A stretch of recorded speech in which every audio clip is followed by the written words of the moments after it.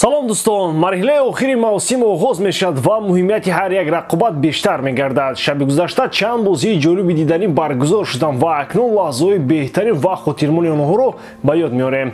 Боз дар як чемпионати дигар исми дастаи қаҳрамон маълум гардид. Агар Премер Лигаи Россияро мусобиқаи футбол гуфтан мумкин бошаду, онро шумо ҷолиб ҳисоб кунед. Ана дар Премер Лигаи ҳақиқӣ интрига авҷ мегирад. Бо кам мондани бозиҳо шанси Арсенал дар мубориза бо Манчестер Сити барои чемпионӣ хеле кам шуда истодааст, аммо барои ҷои чорум ва соҳиб шудани рохати охирини Лигаи Чемпионҳо миёни Манчестер Юнайтед ва Ливерпул муборизаи беамон сурат мегирад. Дар бораи ҳамаи ин аз видеои имрӯзаи мо маълумоти пурра гирифта метавонед. Фақат бояд то охир тамошо кунеду ҳатман лайки қиматбои худро гузоред. Тамом, дигар чизе аз шумо лозим намешавад.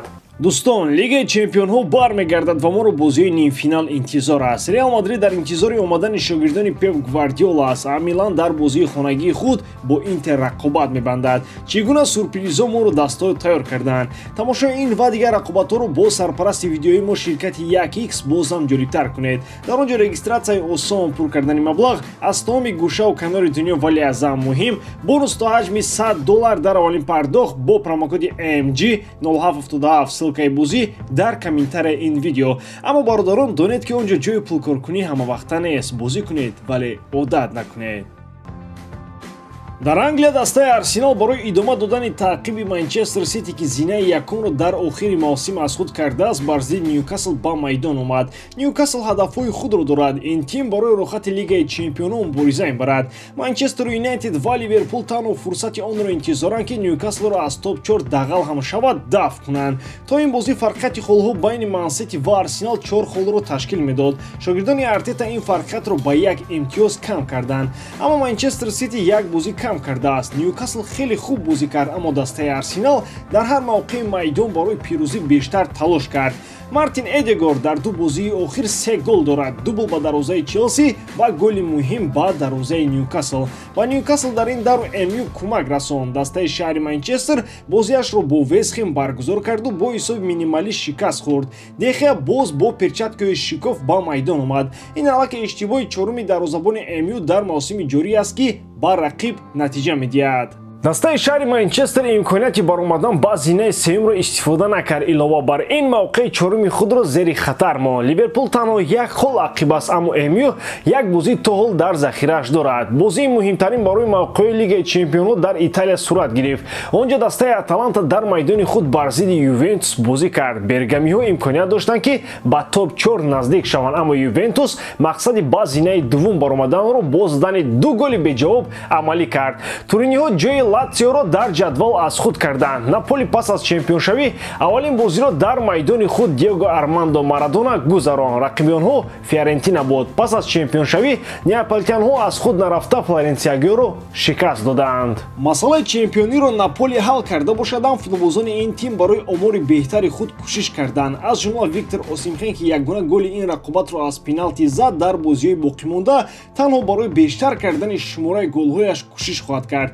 Бозии зеботарин ва ҷолибтарини ҳафта маҳз дар Фаронса доир гашт. Он ҷо Лион ва Монпеле триллери ҳақиқии футболро нишон доданд.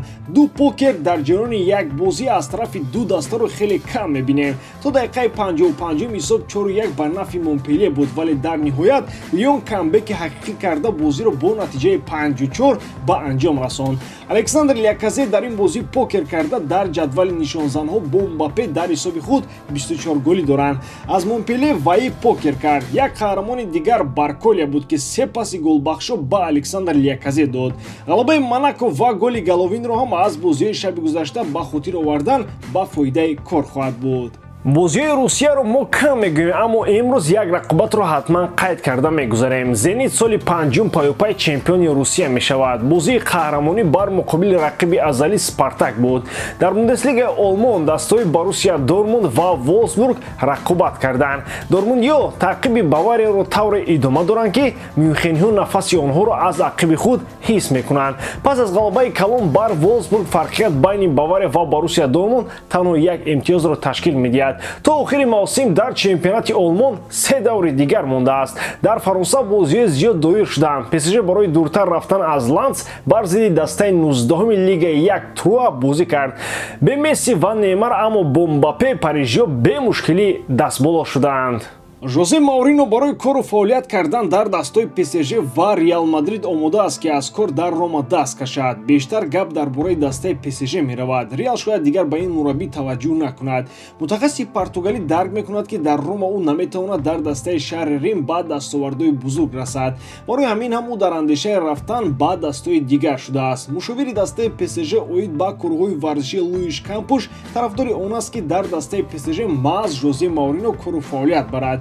жозе ва кампуш ба ҳамдигар муносибати хеле хуб доранд. тибқи маълумотҳо айни замон гуфтушуниди ҷонибҳо бо маурино рафта истодааст. ҳатто гуфта мешавад ки ин гуфтушунидҳо хеле хуб ҷараён доранд ва ҷонибҳо хеле наздик ҳастанд ки ба мувофиқа расанд. жозе маҳорати хуби идора кардани ситораҳоро дорад. дар ҳар даста жозе ба натиҷаҳои хуб расидааст. ҳатто дар мавсими ҷорӣ ӯ метавонад ромаро дар лигаи аврупо қаҳрамон кунад. давоми чанд бозии охир натиҷаҳои дастаи рома дар серия а бадтар шуданд ва онҳо мавқеи худро дар топ аз даст доданд. аз ҷониби дигар маълумоте пайдо шуд ки агар карло анчелоти пас аз мавсими ҷорӣ аз реал равад, перес метавонад мауриноро ба мадрид даъват кунад. барселона мехоҳад ферран торресро ба фурӯш монад. ин футболбоз зимистони соли 2022 бо нархи 55 миллион евро аз манчестер сити ба дастаи барселона гузашт. ӯ дар дастаи каталонӣ мавқеи пурраи худро пайдо карда натавонист. футболбози хатти ҳуҷум дар мавсими ҷорӣ натиҷаҳои хуб надорад. дар 41 бозӣ ӯ танҳо 7 гол ва 2 партофти голбахшо дорад.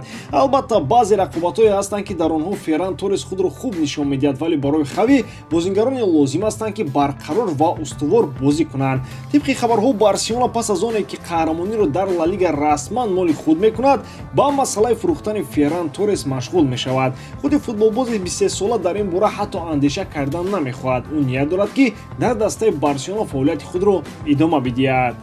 ферран торрес борҳо иқрор шуд ки мехоҳад дар дастаи барселона бошад ва мақсади рафтан аз ин тимро надорад, вале гапи асосӣ дар он аст ки барселона дучори душвориҳои молиявӣ шудааст. барои ин лозим аст ки тобистони соли ҷорӣ бояд чанд футболбоз ба фурӯш гузошта шаванд. агар масъалаи баргаштани месси дар барселона бардошта шавад, пас барои ферран торрес умуман ҷое дар каталония намемонад. ба ҳамин тамом бори дорам ки ҷодкории ман ба шумо писанд меояд. лайк, комментария ва дар канал обуна шуданро аз ёд набароред. бо шумо мисли ҳар вақта муҳаммад гаиров. хай бародарон, дар паноҳи аллоҳ.